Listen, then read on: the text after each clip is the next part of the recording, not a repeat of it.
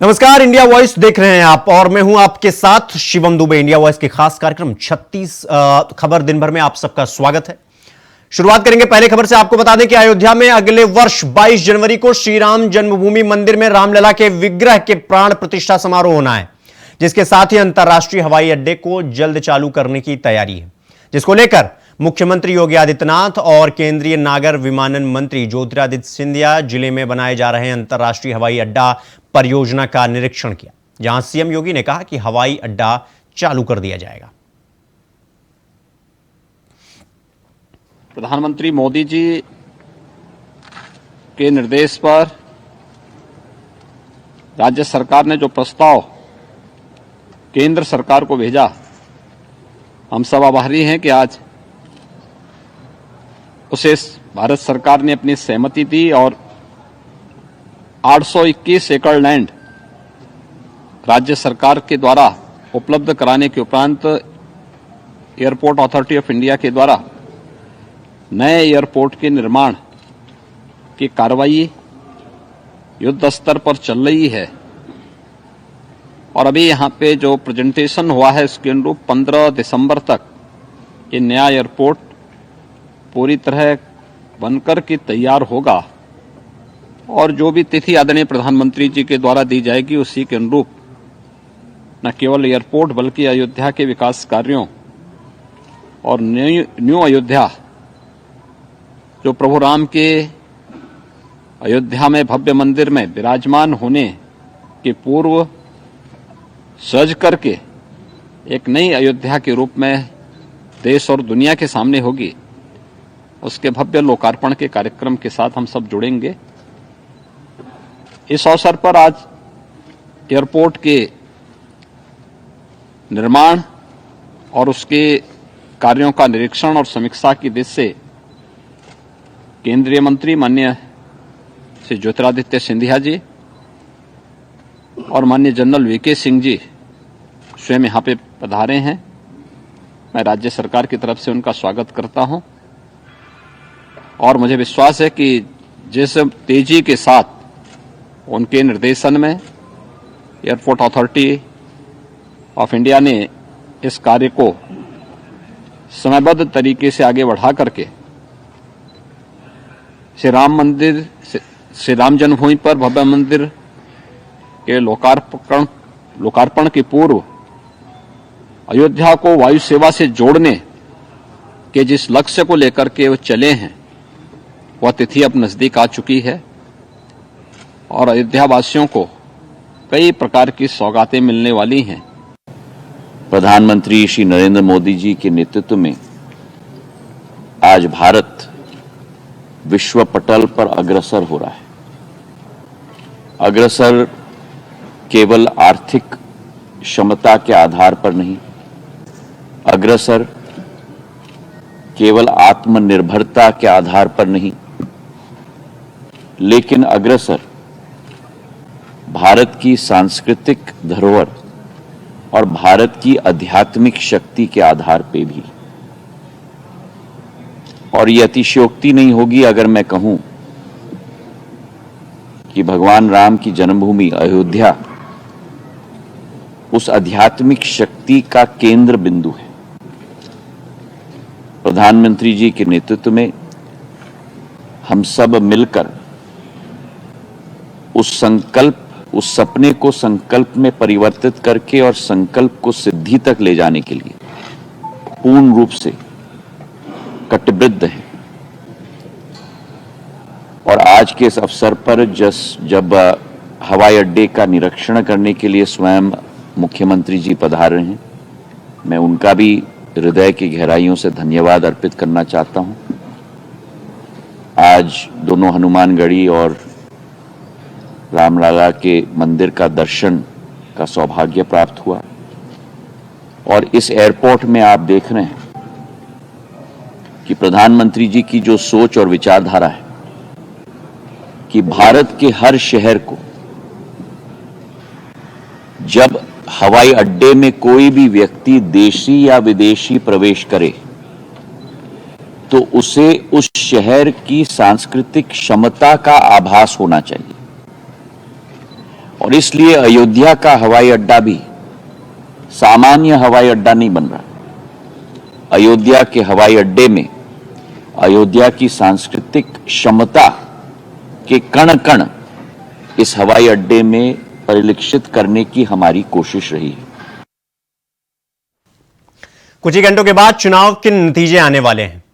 हर किसी के जीत के अपने अपने दावे हैं। आखिरकार क्या कुछ कहने का इन राजनेताओं का अपना अपना मतलब होता है। जीत को लेकर के सुनिए ये राजनीतिक बयान। सब लोग उत्साहित हैं, कार्यकर्ता भी उत्साहित है, प्रदेश की जनता भी उत्साहित है और कल मतगणना जब शुरुआत होगी तो निश्चित रूप से छत्तीसगढ़ में ऐतिहासिक जनादेश के साथ कांग्रेस की सरकार बन रही है। हम शुरू से जो बात कह रहे थे कि छत्तीसगढ़ में पूर्ण बहुमत से भारतीय जनता पार्टी की सरकार बन रही है, ये हमारे दावे को एग्जिट पोल ने मजबूत किया है। कल जब मतगणना होगी तो आप देखेंगे कि पूर्ण बहुमत भारतीय जनता पार्टी को मिलेगा, भारतीय जनता पार्टी की सरकार बनेगी। हाथ कंगन को आरसी किया, कल पता पड़ जाएगा कि शिवराज सिंह चौहान कहां खड़े हुए हैं। 130 प्लस, उससे नीचे नहीं जाएंगे। ये जो रुझान है दोनों पार्टी का, वो गिरावट नीचे और जाएगा, 40 तक जाएगी, कांग्रेस सीमित होगी और भारतीय जनता पार्टी 50 से 52 सीट कम से कम जीत की आ रही है। इसका मतलब है स्पष्ट बहुमत के साथ छत्तीसगढ़ में भारतीय जनता पार्टी सरकार बना रही है। हमारा कार्यकर्ताओं से फीडबैक है, राज्यों से फीडबैक है। हम 5 राज्यों में 4 राज्यों में पूरी शक्ति के साथ, पूरी ताकत के साथ, पूरे बहुमत के साथ सरकार बनाएंगे। शायद उन लोगों ने चैम्बर में बैठ के सर्वे किया होगा। जिसने मैदान में सर्वे किया वो कहेगा कि भारतीय जनता पार्टी की सरकार बन रही है। वो सिर्फ मध्य प्रदेश में नहीं बन रही है, राजस्थान में बन रही है और छत्तीसगढ़ में भी सरकार बन रही है। पहले से ये उम्मीद क्या विश्वास है, भारतीय जनता पार्टी भारी बहुमत से सरकार बनाने जा रही है। देखिए, मेरा पूरा विश्वास है कि राजस्थान में हमारी सरकार बनने वाली है और मेरा पूरा विश्वास है कि कल हमारी सरकार राजस्थान के लोगों का पूरा समर्थन मिलेगा, आशीर्वाद मिलेगा। भारतीय जनता पार्टी ने चुनाव प्रचार में भी पूरी ताकत झोंकी और मैं कह सकता हूं कि नतीजे भी भारतीय जनता पार्टी के पक्ष में आएंगे। 3 तारीख को स्पष्ट बहुमत के साथ, प्रचंड बहुमत के साथ भारतीय जनता पार्टी की सरकार राजस्थान में बनने जा रही है। वो प्लान बी की जरूरत नहीं है, कंफर्टेबल मेजोरिटी आएगी। काम किया है, लोगों ने साथ दिया है, जीतेंगे। जनता पार्टी के लिए विशेष तौर से मध्य प्रदेश, राजस्थान, छत्तीसगढ़ के लिए खुशियों का दिन होगा, विकास के शुरुआत का दिन होगा, कमल के फूल का दिन होगा और यह तीनों राज्यों में भारतीय जनता पार्टी पूरे बहुमत के साथ अपनी सरकार बनाएगी। तो क्या विपक्ष के जाति जनगणना के मुद्दे पर अब बीजेपी आक्रामक हो गई है? कल तक जनगणना के मुद्दे पर विपक्ष के सवालों के चक्रव्यूह को भेदने का बीजेपी ने प्लान तैयार कर लिया है। इसकी झलक शुक्रवार को यूपी सदन के दौरान दिखाई तब दी जब अखिलेश यादव ने जातिगत जनगणना का मुद्दा उठाया तो सीएम योगी ने खुद मोर्चा संभाल लिया। अखिलेश यादव के सवालों का सीएम योगी ने चुन चुन कर जवाब दिया और समाजवादी पार्टी की सरकार के दिनों की याद दिला दी। अखिलेश यादव ने सदन में जातिगत जनगणना का मुद्दा उठाते हुए कहा कि सरकार जातिगत जनगणना पर चुप क्यों है, जवाब क्यों नहीं देती, पिछड़ा और दलितों की स्थिति क्या है, जातिगत जनगणना की मांग पर सरकार का क्या रुख है। इसका जवाब देते हुए सीएम योगी ने कहा, जब आपके पास कोई मुद्दा नहीं होता था तो आप जातिगत जनगणना की मांग लाते हैं। गरीब का हक भ्रष्टाचार की भेंट चढ़ रहा था। जब इंसेफेलाइटिस बढ़ता था तब पीडीए याद नहीं आता था, तब तो राजू पाल की हत्या कराते थे या अखिलेश निषाद की हत्या कराते थे। अराजकता और गुंडाराज चरम पर थी। तो आज इसी मुद्दे पर करेंगे बात। क्या 24 का चुनाव जनगणना का दाव? क्या बीजेपी ने खोज ली जातिगत जनगणना की काट? उससे पहले देखिए एक छोटी सी रिपोर्ट। सरकार में रहना है इसलिए विरोध करना जरूरी है। सरकार में क्योंकि लॉलीपॉप मिल गई है, कुछ केक पेस्ट्री भी खा रहे होंगे, लड्डू भी खा रहे होंगे सरकार के, इधर सरकार के खड़े रहना है और कुछ लोग तो फिल इन द ब्लैंक्स है सरकार के, रिक्त स्थान भरो, फिल इन द ब्लैंक्स है कुछ लोग। समाजवादी पार्टी, बहुजन समाज पार्टी और कांग्रेस जैसे मुख्य विपक्षी दल उत्तर प्रदेश में लगातार जातिगत जनगणना की मांग को मुखरता से उठाते हुए आ रहे हैं। विपक्ष के तेवरों से अब साफ हो चुका है कि 2024 के लोकसभा चुनाव में जातिगत जनगणना का मुद्दा सबसे बड़ा मुद्दा होगा विपक्ष के लिए। जातिगत जनगणना को हथियार बनाकर विपक्ष बीजेपी को चुनौती देने की कोशिश में जुट चुका है। वहीं बीजेपी भी इस अचूक अस्त्र की काट निकाल रही है। प्रधानमंत्री नरेंद्र मोदी से लेकर सूबे के मुख्यमंत्री योगी आदित्यनाथ तक साफ कर चुके हैं कि सरकार जातिगत जनगणना को लेकर विपक्ष के बुने हुए जाल में नहीं फंसेगी। और इसकी तस्दीक उत्तर प्रदेश में शीतकालीन सत्र के दौरान दिखी। सत्र के दौरान सवाल उठा तो समाजवादी पार्टी की ओर से बिहार की तर्ज पर जातिगत जनगणना की मांग उठी। बीजेपी की तरफ से सरकार के चेहरे और कृषि मंत्री सूर्य प्रताप शाही ने जवाब दिया, ये कहते हुए कि बिहार का उदाहरण ना दें क्योंकि वहां पर जातिगत जनगणना नहीं हुई। जनगणना केंद्र का अधिकार है। दिया है अब उनको पिछड़ों की याद आ रही है, सत्ता से बेदखल हो चुके हैं। कहाँ लगा देंगे? सत्ता में रहते हुए समाजवादी पार्टी 2014-2017 का चुनाव हारी, विपक्ष में रहते हुए 2019 और 2022 का चुनाव हारी, 2024 का चुनाव हारने जा रही है।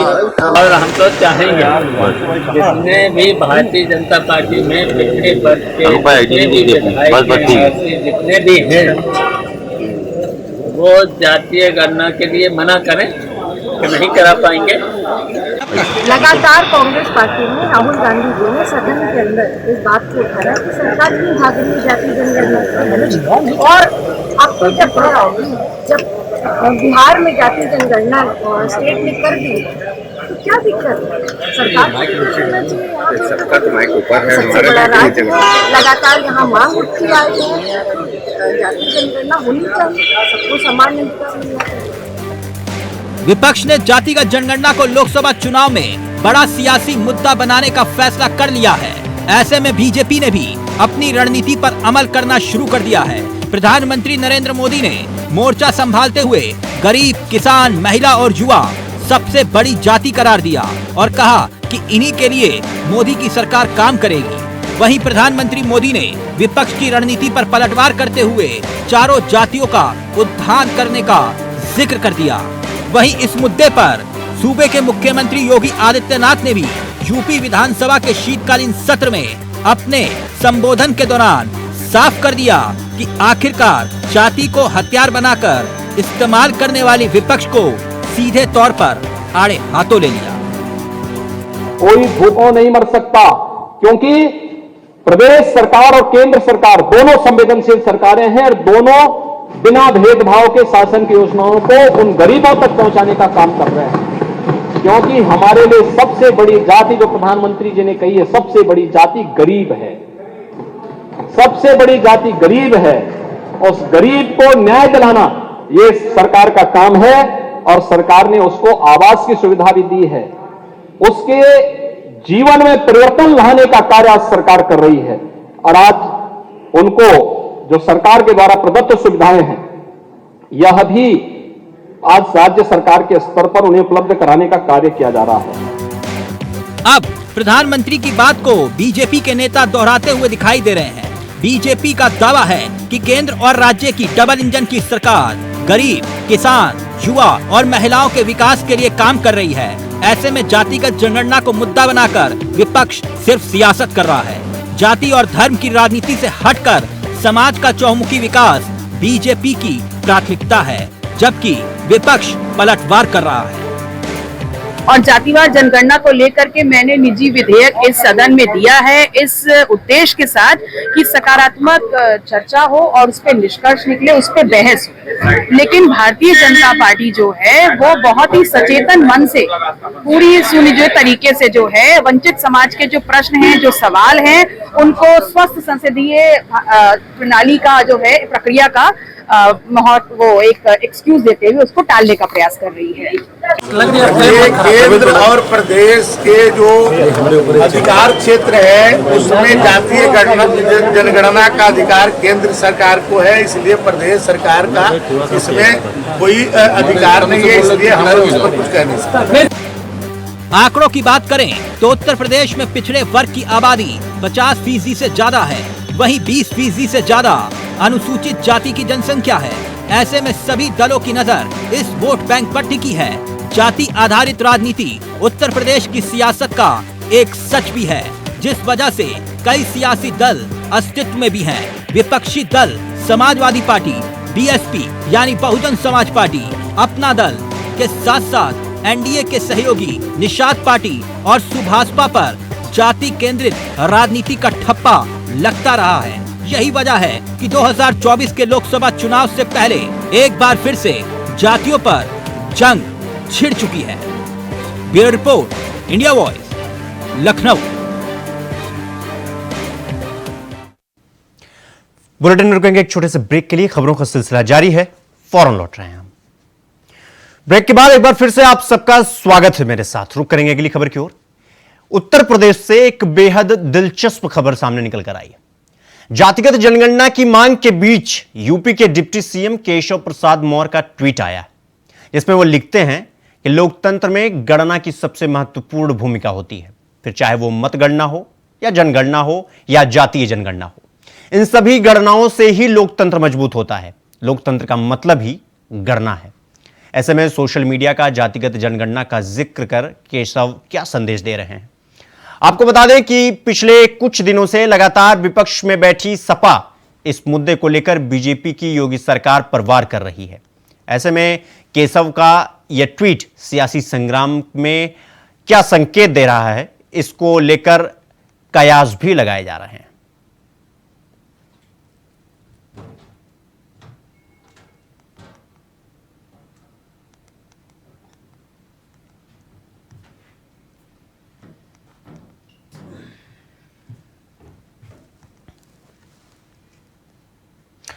खबर लखनऊ से है, जहां अमरमणि त्रिपाठी की मुश्किलें अब एक बार फिर बढ़ सकती हैं। एमपी एमएलए कोर्ट ने गैर जमानती वारंट जारी कर दिया है। स्पेशल टीम बनाकर एसपी को गिरफ्तारी के आदेश दिए गए हैं। कोर्ट ने कहा है कि वारंट तामील करने के साथ ही गिरफ्तार कर उन्हें हाजिर किया जाए। 22 साल पहले अपहरण कांड मामले में कार्रवाई की गई थी। आपको बता दें कि अमरमणि त्रिपाठी चर्चित मधुमिता हत्याकांड में हाल ही में छूटे थे और एक बार फिर अमरमणि त्रिपाठी समेत 2 अन्य के खिलाफ वारंट जारी कर दिया गया है।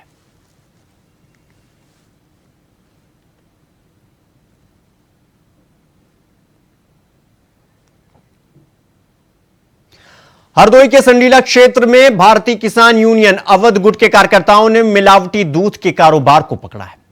बता दें कि एक दूध डेयरी में धड़ल्ले से मिलावटी दूध बनाने का कारोबार चल रहा था। जब किसान यूनियन डेयरी में पहुंची तो डेयरी के कर्मी फरार हो गए। इसके बाद किसान यूनियन के कार्यकर्ताओं ने थाना प्रभारी को सूचना दी, तो वहीं थाना प्रभारी और खाद्य सुरक्षा विभाग की टीम मौके पर पहुंची और 17,000 लीटर मिलावटी दूध को नष्ट कराया, जिसकी कीमत तकरीबन 8 लाख से अधिक है।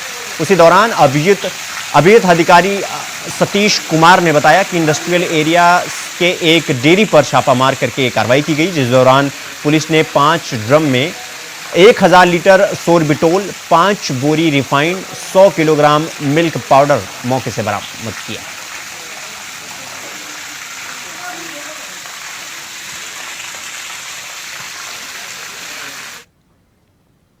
रुक करेंगे अगली खबर की ओर। आपको बता दें कि दिल्ली की तिहाड़ जेल में फर्जी तरीके से 50 कर्मचारी भर्ती हो गए थे। अब इन सभी कर्मचारियों पर कार्रवाई की गई है। फर्जी तरीके से भर्ती हुए सभी कर्मचारियों को निलंबित कर दिया गया है। तिहाड़ जेल के अधिकारियों के मुताबिक साल 2020 में डीएसएसबी के जरिए तिहाड़ में अलग अलग पदों पर भर्तियां हुई थी। बता दें कि ये भर्तियां बायोमेट्रिक तरीके से हुई थी। जब डीएसएसबी के बाद में वेरिफिकेशन किया तो 50 कर्मचारियों के बायोमेट्रिक और फोटो मैच ही नहीं हुए। इसके बाद विभाग में हड़कंप मच गया। इसके बाद इन सभी पर कार्रवाई करते हुए 30 नवंबर को 1 महीने का नोटिस देकर इन्हें निलंबित कर दिया गया है।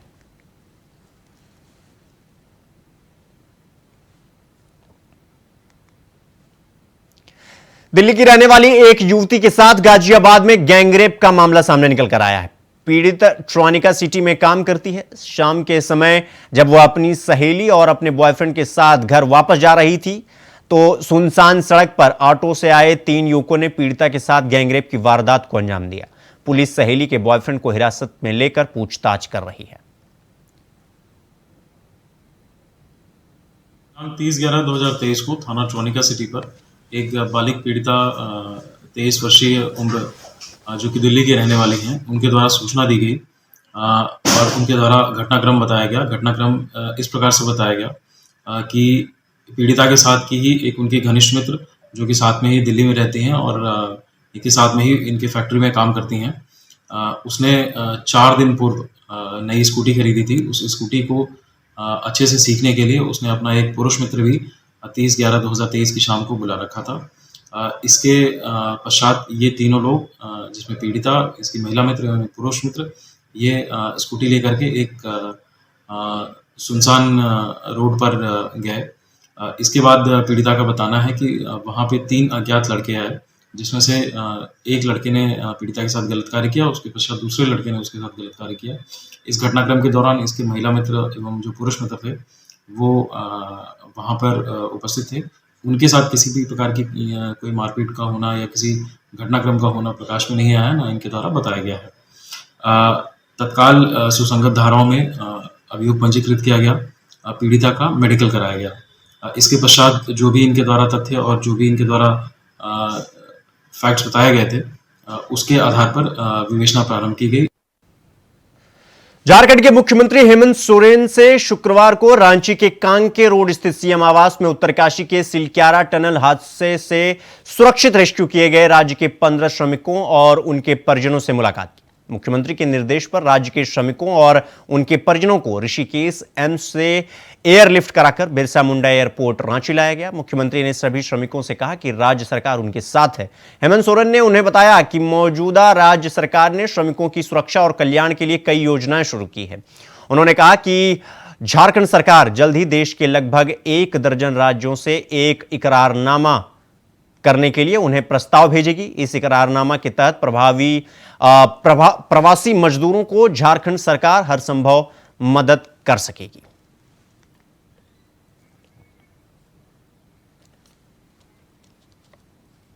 बुलेटिन में फिलहाल अभी के लिए बस इतना ही। देश दुनिया की तमाम खबरों को देखने के लिए देखते रहिए इंडिया वॉइस। मुझे दे दीजिए अभी के लिए इजाजत। नमस्कार।